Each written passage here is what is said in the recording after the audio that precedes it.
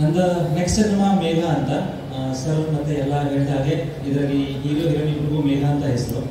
ಕೆಲವೊಂದ್ಸಲ ಅದೇ ರೀತಿ ಸುಮಾರು ಸಿಮಿಲಾರಿಟಿ ಇದ್ರು ಯಾವುದೋ ಒಂದು ಮಿಸ್ ಮ್ಯಾಚ್ ಆಗೋದ್ರಿಂದ ಬ್ರೇಕಪ್ ಆಗುತ್ತೆ ಸರ್ ಹೇಳಿದ ಹಾಗೆ. ಸೊ ಒಂದು ರಿಲೇಶನ್ಶಿಪ್ ಅಲ್ಲಿ ಜೋಶ್ಗಿಂತ ಎಕ್ಸ್ಪೀರಿಯನ್ಸ್ ಎಷ್ಟು ಇಂಪಾರ್ಟೆಂಟ್ ಅನ್ನೋದನ್ನ ತುಂಬಾ ನೀಟಾಗಿ ನಮ್ಮ ಡೈರೆಕ್ಟರ್ ಸರ್ ತೋರಿಸ್ಕೊಟ್ಟಿದ್ದಾರೆ. ಅದ್ರ ಜೊತೆಗೆ ತಂದೆ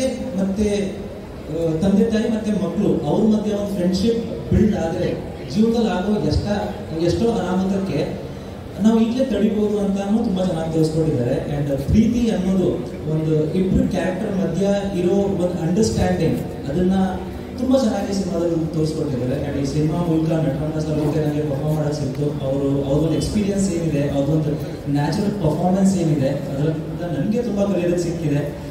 ಅಂಡ್ ನಮ್ಮ ಡೈರೆಕ್ಟರ್ ಸರ್ ಹೇಳಿದ್ರು ನಾನು 8 ಸಲ ಈ ಕತೆ ಕೇಳಿದೆ ಅಂತ. ಬಿಕಾಸ್ 8 ಸಲ ಕತೆ ಕೇಳಿದಾಗಲೂ ಏನೋ ಅದರಲ್ಲಿ ಒಂದು ಕನ್ಫ್ಯೂಷನ್ ನನಗೆ ಡೆವಲಪ್ ಆಗೋದು. ಬಿಕಾಸ್ ಕಂಪ್ಲೀಟ್ಲಿ ಡಿಫ್ರೆಂಟ್ ಪ್ಯಾಟರ್ನ್ಗೆ ಅವ್ರು ಇದನ್ನ ನರೇಟಿವ್ ಇಟ್ಕೊಂಡಿದ್ದಾರೆ. ಸೊ ಪ್ರತಿಯೊಬ್ಬ ವ್ಯೂವರ್ಗೆ ಅವ್ರ ಲೈಫ್ ಎಕ್ಸ್ಪೀರಿಯನ್ಸ್ನ ಇದರಲ್ಲಿ ನೋಡ್ಬೋದು. ನೀವು ಇದನ್ನ ಹೇಗೆ ಅರ್ಥ ಮಾಡ್ಕೊತೀರಾ ನಿಮ್ಗೆ ಅದೇ ರೀತಿ ಸಿನಿಮಾ ಅರ್ಥ ಆಗುತ್ತೆ. So every person will have a different perspective towards this story ಅಂತ ನನಗೆ ಅನಿಸುತ್ತೆ. ಆ್ಯಂಡ್ ಕಾಜಲ್ ಕುಂದರ್ ಅವರು ಅವ್ರ ಪರ್ಫಾರ್ಮೆನ್ಸ್ ಮುಂಚೆ ನೋಡೇ ಇದ್ದೀರಾ. ತುಂಬ ಲೈವ್ಲಿ ಆಗಿ ತುಂಬ ನ್ಯಾಚುರಲ್ ಆಗಿ ಪರ್ಫಾರ್ಮ್ ಮಾಡ್ತಾರೆ. ಅದು ನನ್ನ ಪರ್ಫಾರ್ಮೆನ್ಸ್ನ ಇನ್ನೂ ಎನ್ಹಾನ್ಸ್ ಮಾಡಿದೆ. So it was great working with you. And ನಮ್ಮ DOP ಸರ್ ಅವರೇ ಇದಕ್ಕೆ ಎಡಿಟರ್ ಕೂಡ ಆಗಿದ್ದಾರೆ. ಸೊ ಅವ್ರಿಗೆ ಶೂಟ್ ಮಾಡಬೇಕಾದ್ರೆ ತುಂಬ ಕ್ಲಾರಿಟಿ ಇತ್ತು ಶಾರ್ಟ್ಸ್ ಬಗ್ಗೆ, ಎಡಿಟಿಂಗ್ ಪ್ಯಾಟರ್ನ್ ಇರೋದ್ರಿಂದ ತುಂಬ ಬ್ಯೂಟಿಫುಲ್ ಆಗಿ ಅವರು ಕ್ಯಾಪ್ಚರ್ ಮಾಡಿದ್ದಾರೆ. ಆ್ಯಂಡ್ ಮೇನ್ ಹೀರೋ ಯಾವಾಗಲೂ ಒಂದು ಸಿನಿಮಾಗೆ ನನ್ನ ಪ್ರಕಾರ ಪ್ರೊಡ್ಯೂಸರ್ ಅವರು ಮೇನ್ ಹೀರೋ ಆಗ್ತಾರೆ. ಬಿಕಾಸ್ ಒಂದಷ್ಟು ಜನ ಕನ್ಸು ಕಟ್ಕೊಂಡು ಇಲ್ಲಿ ಬಂದಿರ್ತೀವಿ, ಬಟ್ ಆ ಕನ್ಸ್ಗೆ ಒಂದು ದಾರಿ ಕೊಡದೆ ಪ್ರೊಡ್ಯೂಸರ್ ಅವರು. So thank you Yatish sir, ನಮ್ಮ ಎಲ್ಲರ ಮೇಲೆ ನಂಬಿಕೆ ಇಟ್ಟು ಇನ್ವೆಸ್ಟ್ಮೆಂಟ್ ಮಾಡಿದ್ದೀರಾ. ಮಕ್ಕಳಿಗೇನೆ ಬಿಸ್ನೆಸ್ ಮಾಡೋಕ್ಕೆ ಯಾರಾದರೂ ಸಾಲ ಕೇಳಿದಾಗ 4 ಬೈಬಿಟ್ಟು ಕಳಿಸ್ತಾರೆ. ಅದರಲ್ಲಿ ಇಷ್ಟು ಜನ ಮಕ್ಕಳು ಜೀವನದ ಉದಾಹರಣೆ ಅಂತ ನೀವು ಇಷ್ಟೊಂದು ಇನ್ವೆಸ್ಟ್ ಮಾಡಿದ್ದೀರಾ. So thank you so much. And ಇದೇ 29ನೇ ತಾರೀಕಿಗೆ ಸಿನಿಮಾ ರಿಲೀಸ್ ಆಗ್ತಾ ಇದೆ. ಸೊ ಇಷ್ಟು ದಿನ ಏನು ಪ್ರೀತಿ ಎಲ್ಲ ತೋರಿಸ್ತಿದ್ರೆ ಇದಕ್ಕೂ ತೋರಿಸ್ತೀರ ಅಂತ ಅಂದ್ಕೊಂಡಿದ್ದೀನಿ. ಆ್ಯಂಡ್ ಪ್ರೀತಿಯಲ್ಲಿ ಮತ್ತೆ ಇದನ್ನು ರಿಪೀಟ್ ಮಾಡ್ತೀನಿ, ಜೋಶ್ಗಿಂತ ಎಕ್ಸ್ಪೀರಿಯನ್ಸ್ ಎಷ್ಟು ಇಂಪಾರ್ಟೆಂಟ್ ಆಗುತ್ತೆ ಅಂತ ನಿಮಗೆ ಈ ಸಿನಿಮಾದಲ್ಲಿ ನೋಡೋಕೆ ಸಿಗುತ್ತೆ. Thank you. College going kid and initial college ಡೇಸಲ್ಲಿ ಒಂದು ಮೆಂಟಾಲಿಟಿ ನಾನು ಆಗಲೇ ಹೇಳಿದೆ, ಒಂದು ಪ್ರೀತಿಗೆ ಜೋಶ್ಗಿಂತ ಎಕ್ಸ್ಪೀರಿಯನ್ಸ್ ತುಂಬ ಇಂಪಾರ್ಟೆಂಟ್ ಆಗುತ್ತೆ. ಆ್ಯಂಡ್ ಪ್ರತಿ ಪ್ರೀತಿಗೂ ಒಂದು ಮೋಟಿವ್ ಅನ್ನೋದು ತುಂಬ ಇಂಪಾರ್ಟೆಂಟ್ ಆಗುತ್ತೆ. ಅಂದರೆ ನಿಮಗೆ ಒಬ್ಬರು ಇಷ್ಟ ಆಗ್ತಿದೆ ಅಂದರೆ ಅವ್ರು ಇಷ್ಟ ಆಗೋ ಹಿಂದೆ ಕಾರಣಗಳು ಏನಿದೆ. ಸೊ ಇನಿಷಿಯಲ್ ಡೇಸಲ್ಲಿ ಆ ಕಾರಣಗಳು ಗೊತ್ತಿರಲ್ಲ, ಚಂಚಲ ಮನಸ್ಸು ಅಂತ ಹೇಳ್ತೀವಲ್ಲ. ಸೊ ಆ ಥರ ಒಂದು ಹುಡುಗ. ಆ್ಯಂಡ್ ಡಿಸಿಷನ್ ಮೇಕಿಂಗಲ್ಲಿ ಒಂದಷ್ಟು ಪ್ರಾಬ್ಲಮ್ ಆದಾಗ ಅವ್ರ ತಂದೆ ಅವ್ನಿಗೆ ಎಕ್ಸ್ಪೀರಿಯನ್ಸ್ ವೈಸ್ ತುಂಬ ಹೆಲ್ಪ್ ಮಾಡ್ತಾರೆ. ಸೊ ಆ ಥರ character like day to day ಇವತ್ತು ನಾವು ಜನರಲ್ ಆಗಿ ಈ ಒಂದು ಕ್ಯಾರೆಕ್ಟರ್ ನೋಡ್ತೀವಿ ಎಲ್ಲ ಕಡೆ ಕಾಲೇಜಸಲ್ಲಿ, ಅಥವಾ ಇನಿಷಿಯಲ್ ಟೀನೇಜರ್ ಅಂತ ಏನು ಹೇಳ್ತೀವಲ್ಲ ಆ ಕ್ಯಾರೆಕ್ಟರ್. ನಿಮ್ಮ ಸಿನಿಮಾನೇ ಒಂದಷ್ಟು ಅಡ್ವೆಂಚರು ಮತ್ತು ಒಂದಷ್ಟು ರಿಸ್ಕ್ಗಳು ತೊಗೋತೀರಾ, ಆ ಥರ ಏನಾದ್ರು ಇರ್ತಾ ಇರಲಿ ಅಂತ ನಿಮ್ಮ ಸಿನಿಮಾ? ಇದು completely family entertainer sir. So ಇದರಲ್ಲಿ ಅಂದರೆ ಆ್ಯಕ್ಷನ್ ವೈಸ್ ಆ ಥರ ರಿಸ್ಕ್ ಏನಿರಲಿಲ್ಲ. ಬಟ್ ಪರ್ಫಾರ್ಮೆನ್ಸ್ ಓರಿಯೆಂಟೆಡ್ ಸಿನಿಮಾ ಅಂತ ಹೇಳ್ಬೋದು. ಬಿಕಾಸ್ ಸರ್ ಮಾಡಿರೋ ಕಾಸ್ಟಿಂಗ್ ನೋಡೋದಾದ್ರೆ ಎಲ್ಲ ತುಂಬ ಒಳ್ಳೆ ಪರ್ಫಾರ್ಮೆನ್ಸು. ಸೊ ರಿಸ್ಕ್ ಅನ್ನೋದಾದರೆ ಅವ್ರ ಮಧ್ಯೆ ಇದ್ದು ಶ್ಯಾಡೋ ಆಗಬಾರ್ದು ಅನ್ನೋದು ಒಂದು ರಿಸ್ಕ್ ಇತ್ತು ಅಷ್ಟೇ. ಮ್ಯೂಸಿಕ್ ಬಗ್ಗೆ, ಸಾಂಗ್ಗಳ ಬಗ್ಗೆ, ಸಾಂಗ್ಸ್ ಬಗ್ಗೆ, ಸಾಂಗ್ಸ್ ಜುವೆಲ್ ಅವರು ಮ್ಯೂಸಿಕ್ ಮತ್ತೆ ಸಾಂಗ್ಸ್ ಎಲ್ಲ ಮಾಡಿದ್ದಾರೆ. ಅದು ತುಂಬ ನಿಮಗೆ ಫ್ರೆಶ್ ಫೀಲ್ ಕೊಡುತ್ತೆ. ಕಮರ್ಷಿಯಲ್ ಅನ್ನೋದಕ್ಕಿಂತ ಸೂದಿಂಗ್ ಮ್ಯೂಸಿಕ್ ಅಂತ ಏನು ಹೇಳ್ತೀವಿ, ಲೈಕ್ ನೀವು ಲಾಂಗ್ ಡ್ರೈವ್ ಹೋಗ್ಬೇಕಾದ್ರೆ ಚೆನ್ನಾಗಿ ಮಳೆ ಬರ್ತಿರ್ಬೇಕಾದ್ರೆ ಕಾರ್ ಹಾಕೊಂಡಾಗ ರಿಲ್ಯಾಕ್ಸ್ ಡ್ರೈವ್ ಅಂತ ಹೇಳ್ತೀರ, ಆ ಥರ ಮ್ಯೂಸಿಕ್ ಇದೆ.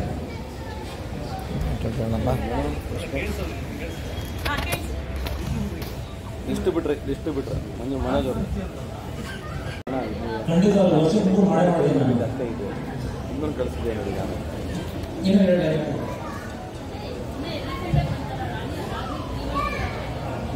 ಹೌದು, ಇದಾದ ತಕ್ಷಣ ಇನ್ನೊಂದು 2 ಮಂತ್ಸಲ್ಲಿ ಇನ್ನೊಂದು ಇದೆ. ಅಂದರೆ ಸ್ಪೇಸ್ ಇದೆ ಆ್ಯಂಡ್ ನೆಸೆಸಿಟಿ ಇದೆ.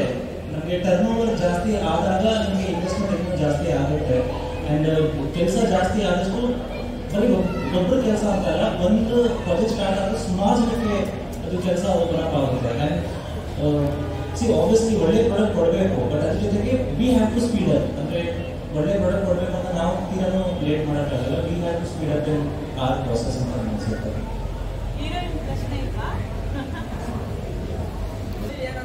ಅಂದ್ರೆ ಸರ್ ಸ್ಟೋರಿ ಅಂತ ಏನಕ್ಕೆ ಅಂತಂದ್ರೆ ಬಿಕಾಸ್ ಸ್ಟೋರಿ ನರೇಷನ್ಗೂ ನಿಮಗೆ ಸ್ಕ್ರೀನ್ ಮೇಲೆ ಪ್ರೊಜೆಕ್ಷನ್ಗೂ ತುಂಬಾ ಡಿಫ್ರೆನ್ಸ್ ಇರುತ್ತೆ. ಕೆಲವು ಸಲ ನಾವು ಮಾತಲ್ಲಿ ಹೇಳೋ ಭಾವನೆಗಳು ನೋಡಿದಾಗ ಇನ್ನೂ ಬೇರೆ ತರ ಅರ್ಥ ಆಗುತ್ತೆ, ಅಥವಾ ನಾವು ಹೊರಗೆ ಹೇಳಿದಾಗ ಅರ್ಥ ಆಗ್ತಿರೋದು ನಿಮಗೆ ಸ್ಕ್ರೀನ್ ಮೇಲೆ ನೋಡಿದಾಗ ಅರ್ಥ ಆಗುತ್ತೆ, ಅಥವಾ ಕೆಲವು ಸರಿ ಇಲ್ಲಿ ಹೇಳಿದಾಗ ನಿಮಗೆ ಇಷ್ಟ ಆಗಿರೋದು ಸ್ಕ್ರೀನ್ ಮೇಲೆ ಇಷ್ಟ ಆಗಲ್ಲ. ಅಂಡ್ ನಾನು ಸ್ಟಾರ್ಟ್ ಹೇಳ್ಬೇಕಾದ್ರೆ ಮಾತು ಹೇಳಿದ್ರೆ ತುಂಬಾ ಒಂದು ಪ್ರೀತಿ ತೋರಿಸಿದ್ರೆ ನನಗೆ ಪ್ರತಿಯೊಂದು ಹಂತದಲ್ಲೂ. ಸೊ ನನಗೆ ಅದೊಂದು ರೆಸ್ಪಾನ್ಸಿಬಲ್ ಫೀಲ್ ಆಗುತ್ತೆ. ಸೊ ಯಾವುದೋ ಒಂದು ಕೆಲಸ ಮಾಡಬೇಕಾದ್ರೆ ನಾನು 1000 ಸಲ ಬೇರೆಯವ್ರಿಗೆ ಇಷ್ಟ ಆಗುತ್ತೆ ಅನ್ನೋದನ್ನು ಯೋಚನೆ ಮಾಡೋ ಒಂದು ಪರ್ಸ್ಪೆಕ್ಟಿವ್ ಅಲ್ಲೇ ಇರ್ತೇನೆ. ಸೊ ಅದಕ್ಕೆ ಪ್ರತಿ ಸಲ ಕ್ರಾಸ್ ಚೆಕ್ ಮಾಡಿದೆ, ಬಿಕಾಸ್ ಕಂಪ್ಲೀಟ್ಲಿ ಬೇರೆ ಪ್ಯಾಟರ್ನ್ ಇದೆ ಇದೊಂದು ಒಂದು ನರೇಟಿವ್ ಏನಿದೆ. ಸೊ ಅದು ಸುಲಭವಾಗಿ ಅರ್ಥ ಆಗಲ್ಲ, ಬಿಕಾಸ್ ಪ್ರತಿಯೊಬ್ಬರಿಗೂ ನೀವು ಯಾವ ಪರ್ಸ್ಪೆಕ್ಟಿವ್ ಅಲ್ಲಿ ಸಿನಿಮಾ ನೋಡ್ತೀರಾ ನಿಮಗೆ ಆ ಪರ್ಸ್ಪೆಕ್ಟಿವ್ ಅಲ್ಲಿ ಅದು ಅರ್ಥ ಆಗುತ್ತೆ. ಅಂಡ್ ಈಗ ನನಗೆ ಸ್ಪೆಷಲಿ ಈ ಸಿನಿಮಾದಲ್ಲಿ ತಂದೆ ಮತ್ತೆ ಮಗಂದು ಏನು ಬಾಂಧವ್ಯ ಇದೆ, ಅವ್ರ ಮಧ್ಯೆ ಏನು ರಿಲೇಷನ್ ಇದೆ, ನನಗೆ ಅದು ತುಂಬಾ ಇಷ್ಟ ಆಗಿದೆ. ಅದೇ ಬೇರೆಯವ್ರಿಗೆ ಇದನ್ನು ನೋಡ್ಬೇಕಾದ್ರೆ ಹೀರೋ ಹೀರೋಯಿನ್ ಮಧ್ಯೆ ಕನ್ಫ್ಯೂಷನ್ ಇಷ್ಟ ಆಗ್ಬೋದು, ಅಥವಾ ತಂದೆ ಮತ್ತೆ ಮಗನ ಮಧ್ಯೆ ಇರೋ ಒಂದು ಡಿಫ್ರೆನ್ಸ್ ಏನಿರುತ್ತೆ. ಅಂದ್ರೆ ನಿಮಗೆ ಪ್ರೀತಿ ಇರುತ್ತೆ ನಿಮ್ಮ ತಂದೆ ತಾಯಿ ಪ್ರತಿ, ಬಟ್ ಅದನ್ನ ಪ್ರತಿ ಸಲ ಹೇಳ್ಕೊಳ್ಳೋದಕ್ಕಾಗಲ್ಲ. ಆ ಒಂದು ಪಾಯಿಂಟ್ ಇಷ್ಟ ಆಗ್ಬೋದು. ಸೊ ಎಂಟು ಸಲ ಏನಕ್ಕೆ ಅಂದ್ರೆ I was trying to find out that book ಯಾವುದು ನನ್ನಿಂದ ಜನಕ್ಕೆ ಸಿಗುತ್ತೆ ಅಂತ. ಕಿರಣ್, ನೀವು ಪಾತ್ರಗಳು ಪ್ರತಿ ಸಿನಿಮಾಗಳು ಬೇರೆ ಬೇರೆ ಥರ ಪಾತ್ರ ಮಾಡ್ಕೊಂಡ್ಬಂದಿದ್ದೀರಾ. ಈ ಸಿನಿಮಾದಲ್ಲಿ ನಿಮ್ಮ ಪಾತ್ರ ಯಾವ ರೀತಿ ಇದೆ, ಎಷ್ಟು ವಿಭಿನ್ನವಾಗಿದೆ? ಯಾಕೆಂದ್ರೆ ಎಲ್ಲ ಸಿನಿಮಾನು ಒಂದೇ ಥರ ಎಲ್ಲ ಬೇರೆ ಬೇರೆ ತುಂಬ ಚೂಸ್ ಮಾಡಿದ್ದೀರಾ. ಹೌದು. ಸೊ ನಾನು ಯಾವುದೇ ಕಥೆ ಚೂಸ್ ಮಾಡಬೇಕಾದ್ರೆ ನಾನು ನನ್ನ ಪರ್ಫಾರ್ಮೆನ್ಸ್ ಸ್ಕೋಪ್ ಎಷ್ಟಿದೆ ಅಂತ ನಾನು ತುಂಬಾ ನೋಡ್ತೀನಿ. As a performer, as a artist ನಾನು ಎಷ್ಟು ಹೈಲೈಟ್ ಆಗ್ಬೋದು ಅಂತ. ಸೊ ಬೇರೆದಕ್ಕಿಂತ ಹೇಗೆ ಡಿಫ್ರೆಂಟ್ ಅಂತಂದ್ರೆ ತುಂಬಾ ನ್ಯಾಚುರಲ್ ಆಗಿದೆ. ಅಂದ್ರೆ ಬಾಯ್ ನೆಕ್ಸ್ಟ್ ಡೋರ್ ಅಂತ ಏನ್ ಹೇಳ್ತೀವಿ, ಸೊ ನಿಮ್ಗೆ ಆ ತರ ಇದೆ. ಅಂದ್ರೆ ಸೆಪರೇಟ್ ಆಗಿ ಒಂದು ಹೀರೋಯಿಕ್ ಇಮೇಜ್ ಕೊಟ್ಟು ಆ ತರ ಏನೂ ಇಲ್ಲ. Like day to day life ಅಲ್ಲಿ ನಮ್ಮ ಸುತ್ತಮುತ್ತ ಕ್ಯಾರೆಕ್ಟರ್ಸ್ ಯಾವ ತರ ಇರುತ್ತೆ ಆ ತರ ತುಂಬಾ ರಿಲೇಟ್ ಆಗುತ್ತೆ ಟು ಎವ್ರಿವನ್. ಇಬ್ಬಿಬ್ರು ನಾಯಕಿಯರು ಹೇಗಿತ್ತು? ಇಬ್ರು ಹೀರೋಯಿನ್ಸ್ ಇದಾರಲ್ಲ ಹೇಗಿತ್ತು ಅಂತ ಹೇಳ್ತಾರೆ. ಇಬ್ಬರಿಬ್ರು ಹೀರೋಯಿನ್ಗಳಿದ್ದಾರೆ ಸಿನಿಮಾದಲ್ಲಿ. ಹೌದು. ಅದೇ ಆ ಎಕ್ಸ್ಪೀರಿಯನ್ಸ್ ಎಲ್ಲ ಹೇಗಿತ್ತು ಅಂತ. ಕೃಷ್ಣ ರೈಟ್ ಲೆಫ್ಟ್ ಅಂತ ಹೇಳ್ತೀವಲ್ಲ, ಒಂದು ರೈಟ್ ಒಂದು left, right choice wrong choice.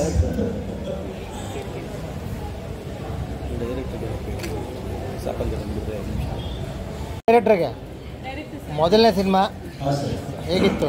ಮೊದಲನೇ ಸಿನಿಮಾ ಅಂದರೆ ತುಂಬ ಒಂದಷ್ಟು ಕನಸುಗಳ ಜೊತೆಗೆ ಭಯ, ಆತಂಕ ಎಲ್ಲ ಇರುತ್ತೆ. ಹೇಗೆ ಮಾಡಿದ್ದೀರಿ ಅನ್ಸುತ್ತೆ ಸಿನಿಮಾ? ಅವ್ರು ಸೊ ಸಿಕ್ಕಾಪಟ್ಟೆ ಭಯ ಸರ್. ಭಯ ಅಂದ್ರೆ ವರ್ಕ್ ಬಗ್ಗೆ ಇರಲ್ಲ, ಜನಗಳ ಬಗ್ಗೆ ಇರುತ್ತೆ. ಬಟ್ ಇಂಡಸ್ಟ್ರಿ ಎಲ್ಲರೂ ಕಲಿಸ್ತು ಏನ್ ಸರಿ ಇಲ್ಲ ಅಂತಾರೆ, ಎಲ್ಲ ಸರಿ ಇದೆ, ನಾವು ಸರಿ ಆಗ್ಬೇಕು ಅನ್ನೋದನ್ನ ಕಲಿಸ್ತು. ಅದ ನಾನು ಕೇಳಿದ್ದು, ಸಿನಿಮಾ ಒಳಗಡೆ ವರ್ಕ್ ಮಾಡಬೇಕಾದ್ರೆ ಒಂದಷ್ಟು ಕನಸುಗಳು ಇರುತ್ತೆ, ತೆರೆ ಮೇಲೆ ತರಬೇಕಾದ್ರೆ ನಿಮ್ಗೆ ಎಷ್ಟು ಚಾಲೆಂಜಿಂಗ್ ಆಗಿತ್ತು ಅಂತ? ಸರ್ ಅದು ಕಂಪ್ಲೀಟ್ ಆಗಿದೆ ಸರ್. 90% ರೀಚ್ ಆಗಿದೆ, ತುಂಬಾ ಚೆನ್ನಾಗಿ ಬಂದಿದೆ. ನಾವೇನು ಒಂದು ಸಾರ್ ಹೇಳ್ದಂಗೆ ಒಂದು ಎಲ್ರಿಗೂ ಕನೆಕ್ಟ್ ಆಗೋ ತರ ನ್ಯಾಚುರಲಿ ನರೇಟ್ ಮಾಡ್ಬೇಕಂತ ಡಿಸೈಡ್ ಆಗಿದ್ವಿ. ಅದೇ ತರ ನ್ಯಾಚುರಲ್ ಆಗಿ ನರೇಟ್ ಮಾಡಿದ್ವಿ. ಸೊ ಸೀನ್ ಟು ಸೀನ್ ತುಂಬಾ ನ್ಯಾಚುರಲ್ ಆಗಿ ಬಂದಿದೆ. ಸೊ ಓವರ್ ಡ್ರಾಮಾ ಅಂತ ಏನಿಲ್ಲ, ನ್ಯಾಚುರಲ್ ಆಗಿ ಸಿನಿಮಾ. ಕತೆ ಯಾವ್ದಾರು ರಿಯಲ್ ಇನ್ಸಿಡೆನ್ಸ್ ಇಟ್ಕೊಂಡಿದ್ದೀರಾ ಅಥವಾ ಕಾಲ್ಪನಿಕನ ಅಂತ? ಫುಲ್ ಇಮ್ಯಾಜಿನೇಷನ್ ಕಾಲ್ಪನಿಕ. ಹೇಗೆ ಹೇಳಿ, ಕತೆ ಬಗ್ಗೆ ಹೇಗೆ ಹುಡ್ತು ಏನು ಸ್ವಲ್ಪ ಹೇಳಿ. ಸರ್ ಕತೆ ಅಂದ್ರೆ ಈಗ ನಾವು ಒಂದ್ಸಲ ನಾನು ನನ್ನ ಫ್ರೆಂಡ್ ಟ್ರೈ ಮಾಡ್ಬೇಕಾದ್ರೆ 8 years ಅವ್ರದ್ದು ಇಂಟರ್ ಕ್ಯಾಸ್ಟ್ ಅಲ್ಲಿ ಇಂಟರ್ ರಿಲಿಜನ್ ಮದುವೆ ಆಗಿದೆ. ವೆರಿ ಬಿಗ್ ಫೈಟೇ ಆಗಿತ್ತು. ಬಟ್ ಸಡನ್ಲಿ ಅವರು ಒಂದು 2-3 days ಅಲ್ಲಿ ಡಿವೋರ್ಸ್ಗೆ ಡಿಸೈಡ್ ಆಗ್ಬಿಟ್ರು. ನನಗೆ ಅವಾಗ ಅದು ಫೀಲ್ ಆಯ್ತು. ಸೊ ಫ್ರೆಂಡ್ ಆಗಿ ಇಬ್ರು ಡಾಕ್ಟರ್ಸ್ ಮದುವೆ ಆಗಿ 8 years ಜರ್ನಿ ಮಾಡಿ ಜಗಳ ಆಗಿ 3 daysಗೆ ಇಬ್ರು ಅಪ್ಲೈ ಮಾಡಿದ್ರು. ಸೊ ಅದು ನನಗೆ ಒಂದು ಸ್ವಲ್ಪ ಕಾಡ್ತು. ಇಷ್ಟು ಬೇಗ ಇಷ್ಟು ಡಿಸಿಷನ್ ತಗೊಂಡ್ರೆ ಅವ್ರು ಎಷ್ಟು ವೀಕ್ ಇರ್ತಾರೆ. ಸೊ ಇದ್ರನ್ನ ಫಸ್ಟ್ ಇಂದ ಸರಿ ಮಾಡ್ತಾ ಬಂದ್ರೆ ಹೆಂಗ್ ಮಾಡ್ಬೋದು ಅನ್ನೋದನ್ನ ಥಾಟ್ ಇಟ್ಕೊಂಡು ನಾವು ನರೇಷನ್ ಸ್ಟಾರ್ಟ್ ಮಾಡಿದ್ವಿ. ಸೊ ಅಲ್ಲಿಗೆ ಪೇರೆಂಟ್ಸ್ ತುಂಬಾ ಇಂಪ್ಯಾಕ್ಟ್ ಆಗ್ತಾರೆ ಅಂತ ಫಸ್ಟ್ ಫೀಲ್ ಬಂತು. ಸೊ ಅದಕ್ಕೆ ನಾವು ತಂದೆ ಮಗನ ಬಾಂಧವ್ಯನ ತಂದು ನಟರಂಗ ಸರ್, ಕಿರಣ್ ರಾಜ್ ಸರ್ಗೆ ಗೈಡ್ ಆಗ್ತಾರೆ. ತಂದೆ ಅಂದ್ರೆ ಏನು, ನಮ್ಗೆ ಮುಂಚೆ ಪ್ರಪಂಚಕ್ಕೆ ಬಂದಿರ್ತಾರೆ. ಸೊ ಅವ್ರ ಜೀವನನ ಗೈಡ್ ಮಾಡಿಕೊಟ್ರೆ ನಮ್ಮ ಜೀವನ ಚೆನ್ನಾಗಿರುತ್ತೆ ಅನ್ನೋದು ಒಂದು ಇಮ್ಯಾಜಿನೇಷನ್ ಅಲ್ಲೇ ಸ್ಟೋರಿಗಳನ್ನ. ನಿಮ್ಮ ಟೆಕ್ನಿಕಲ್ ಟೀಮ್ ಬಗ್ಗೆ, ಟೆಕ್ನಿಕಲ್ ಟೀಮ್ ನೀವೇ ಟೆಕ್ನಿಕಲ್ ಟೀಮ್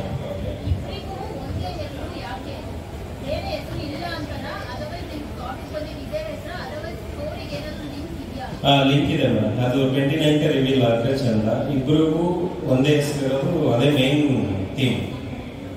ಸೊ ಒಂದು ವಿಷಯ ಹೇಳಕ್ ಹೋದಾಗ ಒಂದು ಕೆಟಗರಿ ಪೀಪಲ್ ಒಂದಾಗ್ತಾರೆ. ಸೊ ಅದಕ್ಕೆ ಇಬ್ರಿಗೂ ಒಂದೇ ಹೆಸರಿಟ್ಟಿರೋದ್ರೆ ಒಂದು ಥೀಮ್ ಇದೆ ಮೇಡಮ್, ಅದು ಮೇನ್ ಲೀಡ್.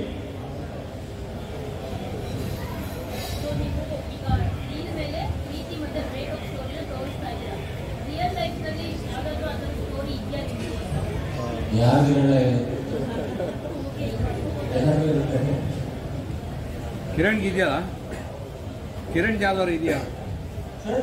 ಕಿರಣ್ ಜಾದವ್ ಇದೆಯಾ ಅಲ್ಲ? ಮನು ತುಂಬಾ ಇದೆ. ಈಗಿಲ್ಲ ಅಂತ ಮುಂಚೆ ಇತ್ತು. ನಾವು ಕೂತ್ಕೊಂಡು ಡಿಸ್ಕಸ್ ಮಾಡ್ತೀವಿ.